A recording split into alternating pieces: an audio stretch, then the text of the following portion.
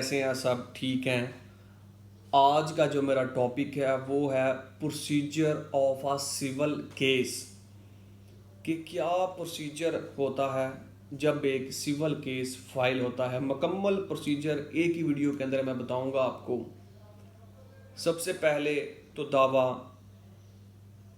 Plaintiff जो होता है वो एक दावा फाइल करता है, यानी जो साइल है, यानी जिसको एग्रीवेंस है दूसरे बंदे से, यानी कि तो दूसरा बंदा है उससे उसको कुछ लेना है, कुछ पैसे लेने हैं, कोई जगह लेनी है, इस तरह का कोई भी मैटर है, तो सबसे पहले जो वो बंदा है जो दावा दायर करेगा उसको हम कहते हैं प्लेंटिफ। अब प्लेंटिफ जो है वो order 7 court of civil procedure 1908 के तहत एक प्लेंट दायर करेगा। ऑर्डर 7 के अंदर जो प्लेंट है उसमें लिखा गया है पहले जज का नाम, फिर पार्टीज़ का नाम प्लेंटिफ का, फिर वर्सेस डिफेंडेंट, फिर उसके बाद आपका टाइटल आएगा कि सूट फॉर डिक्लेरेशन है, जो भी है, सूट फॉर परमानेंट इंजंक्शन जो भी है, फिर आपकी प्रोपोजिशन आएगी कि क्या प्रोपोजिशन है, कौन सा खाता खतूनी किसके अंदर आप मालिक हैं और वो आपकी प्रॉपर्टी के ऊपर जो डिफेंडेड है वो कब्ज़ा करना चाहता है। इस तरह आप एक प्रोपोजिशन लिखेंगे। फिर आप इसके अंदर कॉज ऑफ एक्शन लिखेंगे कि आपको कॉज ऑफ एक्शन 2 दिन पहले पैदा हो गया, यानी जब उसने डिनाइल किया। इसमें लिमिटेशन का ज़रा जो वकला हजरात हैं वो ज़रा ख्याल रखा करें कि लिमिटेशन को भी कवर किया करें अपने दावे के अंदर। फिर उसके बाद कोर्ट फीस होगी, तो कोर्ट फीस के बाद आप अपनी जो आपने रिलीफ लेना है वो आप अपनी प्रेयर लिखेंगे, उसकी वेरिफिकेशन होगी। ये हो गया आपके दावे के इंग्रेडिएंट्स। अब आपने फाइल कर दिया दावा।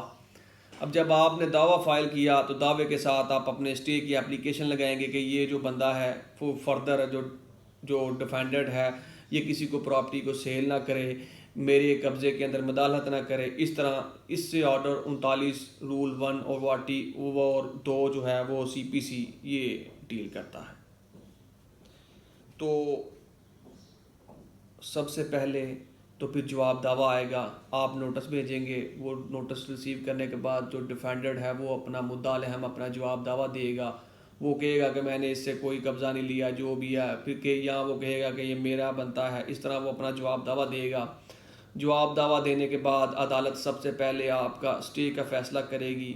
प्लेंटिफ की भी बहस सुनेगी कौंसल की, और डिफेंडेंट की भी बहस सुनेगी कौंसल की। दोनों की बहस सुनने के बाद वो आपका स्टे का फ़ैसला करेंगे, और उस स्टे के खिलाफ अगर किसी का स्टे खारिज हो जाता है तो आपने अपील करनी है ऑर्डर 43 रूल 3 के तहत, CPC के तहत एडिशनल सेशन जज साहब के पास। उसके बाद हाई कोर्ट में रिट होगी, अगर वो भी डिसमिस करता है।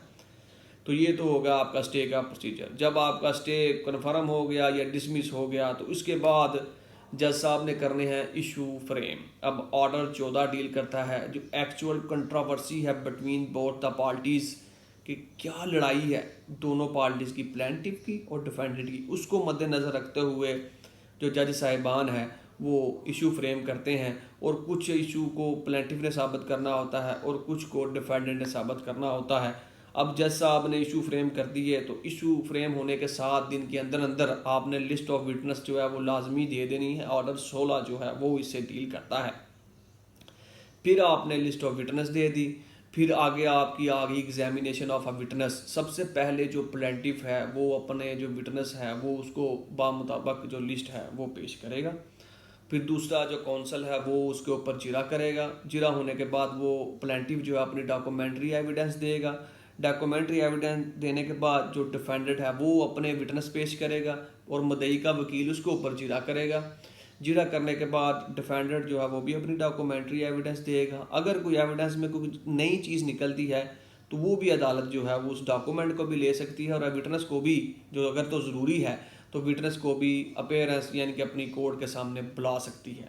अब इसके बाद आपके फाइनल आर्गूमेंट्स होंगे।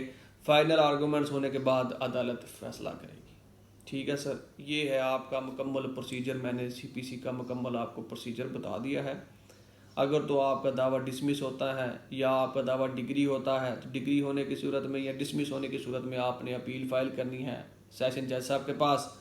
और इसके आगे मैं आपको बताऊंगा कि जब एक दावा डिग्री हो जाता है तो उसकी एग्जीक्यूशन किस तरह करवाई जाती है, और मुकम्मल डिटेल लॉ की मैं इसके बाद आपको दूंगा। ये जो मेरा टॉपिक था, ये जो नए बच्चे आते हैं उनके लिए था, कि प्रोसीजर क्या है।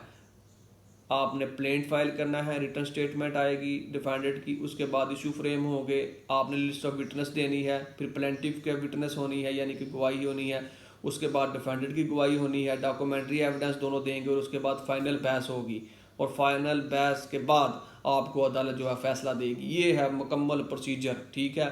और जो अदालत फैसला करती है वो ऑर्डर 20 रूल 4 के तहत करती है। Question of law and fact को मद्देनज़र रखते हुए पॉइंट ऑफ डिटर्मिनेशन बनता है अदालत का। तो अस्सलाम वालेकुम सर।